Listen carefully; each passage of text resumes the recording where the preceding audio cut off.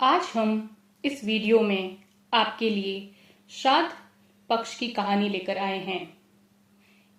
इस कहानी को श्राद्ध पक्ष में जरूर सुनना चाहिए। अश्विन माह और श्राद्ध पक्ष। बुजुर्गों की मृत्यु तिथि के दिन श्रद्धा पूर्वक तर्पण और ब्राह्मणों को भोजन करवाना चाहिए। ब्राह्मण की थाली परोसने के बाद में हाथ में पानी लेकर ऐसा बोलना चाहिए कि मास उत्तम मास है। वार आज जो भी बुजुर्गों का वार हो, तिथि जो भी तिथि हो और जहां पर भी वो हो, किसी भी योनि में हो, वहां पर आप भोजन ग्रहण करना ऐसा बोलना चाहिए और यह बोलकर ब्राह्मणों को भोजन करवाना चाहिए।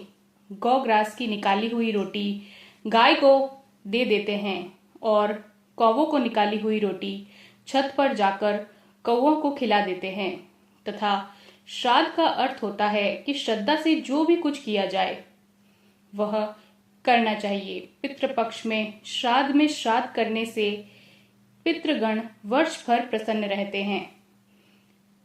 पितृपक्ष की नवमी को माता के श्राद्ध के लिए पुण्यदायी माना गया है। श्राद्ध के लिए सबसे पवित्र स्थान गया तीर्थ है। वर्तमान में यह स्थान बिहार क्षेत्र में रेल व सड़क मार्ग से जुड़ा यह स्थान सुंदर वनों, पहाड़ियों और नदियों से कुंडों से घिरा हुआ है। मयासुर नामक एक पराक्रमी असुर ने घोर तप किया था जो कि संपूर्ण जगत को पीड़ित करने वाला था। उससे देवगण दुखी होकर भगवान विष्णु की शरण में आ गए।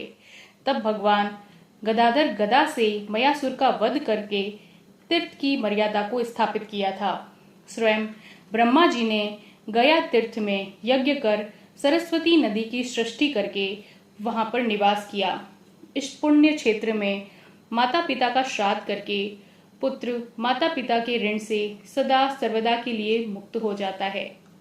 धर्मशास्त्र में यह कहा गया है कि पितरों को पिंड दान करने वाला गृहस्थी दीर्घायु, पुत्र पौत्रादि, यश, स्वर्ग, पुष्टि बल, लक्ष्मी, पशु, सुख साधन और धन्य धान आदि की प्राप्ति करता है। अंत समय में स्वयं भी मोक्ष की प्राप्ति करता है। अश्विन माह के पितृपक्ष में पितरों को आशा लगी रहती है कि हमारे पुत्र पुत्रादि हमें पिंडदान और तिलांजलि प्रदान करके हमें संतुष्ट करेंगे। यही आशा लेकर वे पितृलोक से पृथ्वीलोक पर आते हैं। अतः प्रत्येक हिंदू सदगृहस्थ का यह धर्म है कि पितृपक्ष में अपने पितरों के लिए श्राद्ध और तर्पण अवश्य करें।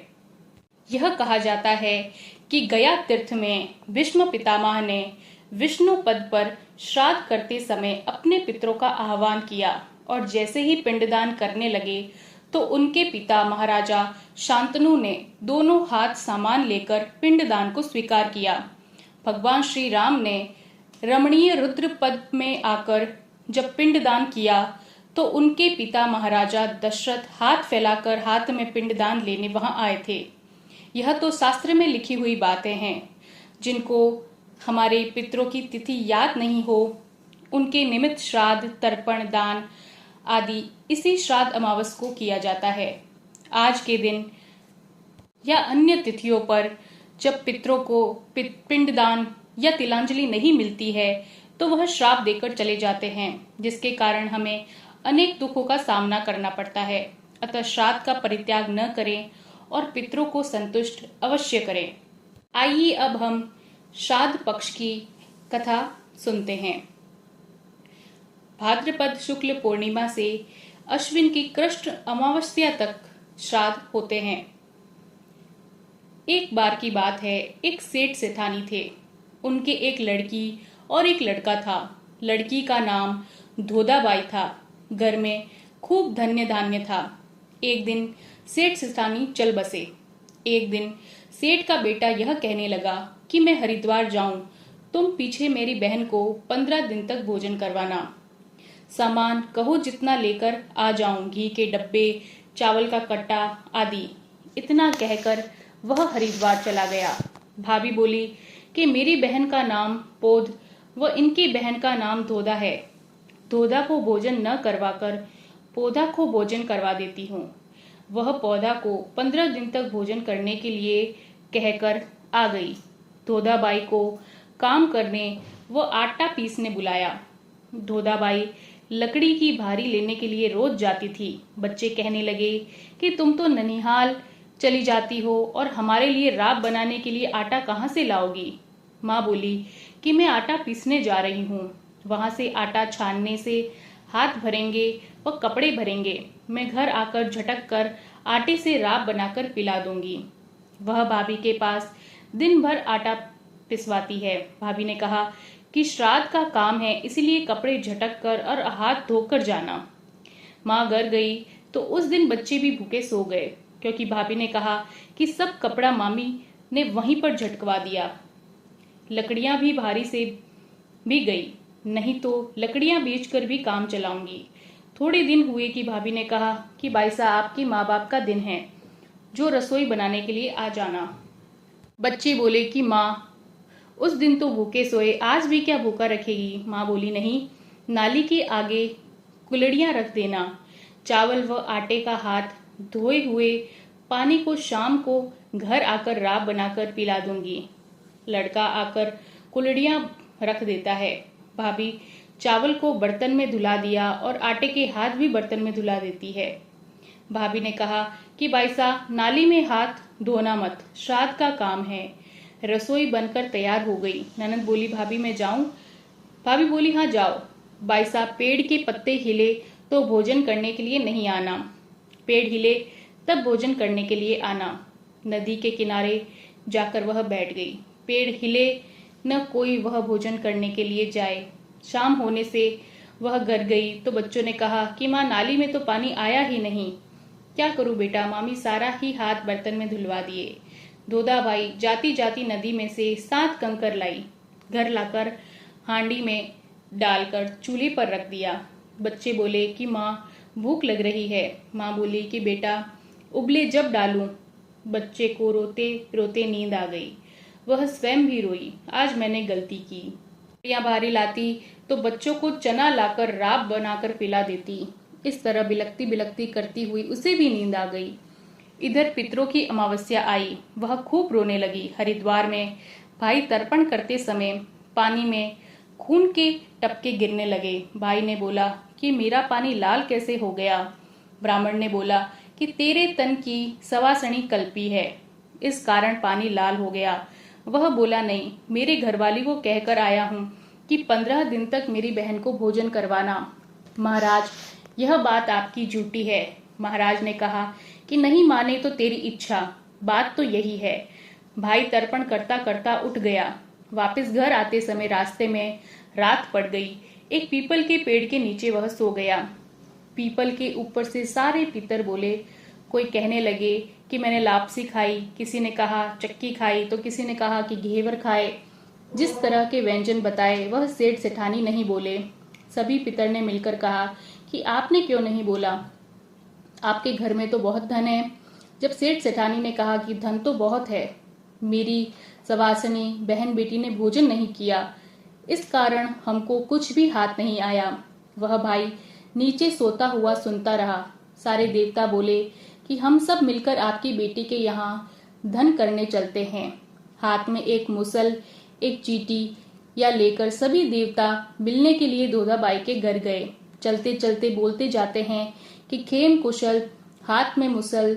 देवता सब धोधाबाई के दरवाजे खुलवाते हैं। धोधाबाई, दरवाजा खोलो। वह नींद में बोली कि मैं और मेरे बच्चे भूखे सो रहे हैं, मैं नहीं खोलूं। देवता ने कहा कि आप दरवाजा तो खोलो।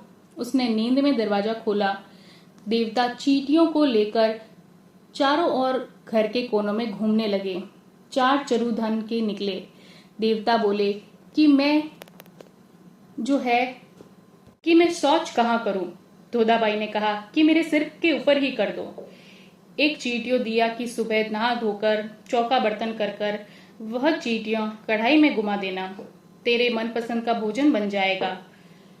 तुम और तुम्हारे बच्चे सब भोजन करना। देवता ने कहा कि तेरे कल नाना का श्राद्ध करना और तुम ब्राह्मण भोजन करवाना, तेरा घर आनंद ही आनंद हो जाएगा।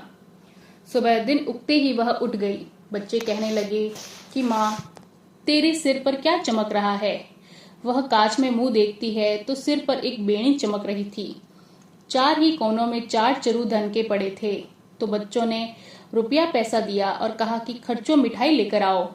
वह नहा धोकर चौका बर्तन किया और कढ़ाई में चींटियों को जैसे ही घुमाया तो 32 सालन व 36 भोजन हो गए। फिर स्वयं व बच्चों ने भोजन किया और मन में सोचा कि पितर ने कहा कि नाना का श्राद्ध करना। नान श्राद्ध में पियर वालों को भोजन करवाना जरूरी है। फिर वह भाई भाभी को भोजन करने का कहने गई। उधर से उसका भाई भी घर पहुंच गया। भाई के पहुंचते ही अपनी औरत से पूछने लगा कि तुमने मेरी बहन को 15 दिन भोजन करवाया क्या? भाभी ने कहा कि हाँ, भोजन करवाया। दोदाबाई ने भाभी से कहा कि मैं नान श्राद्ध कर रही हूँ, जो मेरे घर आप भोजन करने के लिए आना। भाभी ने कहा कि हाँ, आ जाऊंगी, लेकिन मैं अकेली नहीं हूँ, मेरे तो बहुत बड़ा परिवार है। बाईसा ने कहा कि सभी को लेकर आप जरूर आना। नान श्राद्ध के दिन भाभी ने सभी को कहा चलो खाना खाने चलो। कल तो वह भूख से मर रही थी, लेकिन आज सभी को खाने के लिए न्योता दिया है। भोजन कराएगी या नहीं? भोजन नहीं कराएगी तो मेला देखकर तो आएंगे। पानी गिराकर आते हैं। सब परिवार भाभी खाना खाने के लिए आएगी। दोदाबाई को पितरों ने कहा कि जैसे जैसे चींटियों को घुमा दिया, इससे खूब सारा भोजन बन गया। भाभी ने कहा कि आप तो बैठो, मैं सभी को अपने आप भोजन लेकर खा लेंगे। उन्होंने खूब भोजन किया और खूब मौज मस्ती भी की और भोजन करके घर गए। दोदाबाई तो घर की साफ सफाई कर खा पीकर सो गई। दूसरे दिन भाभी के घर बुलावा आया। भाई साहब, आप सभी खाना खाने के लिए यहीं आना। दोदाबाई बच्चों को समझाकर लेकर गई कि ननिहाल में भोजन नहीं करना, जेब से मेवा निकालकर खाना। बाईसा खाना खाने के लिए गए। भाभी ने बाजोट बिछाया, गादी बिछाई, थाली में अच्छा अच्छा भोजन परोस कर लेकर आई। बाईसा ने बोला कि एक थाली और लाओ। भाभी बोली कि ज्यादा खाना नहीं परोसा है, इसमें से क्या निकालोगे? बाईसा, आप तो भोजन करो।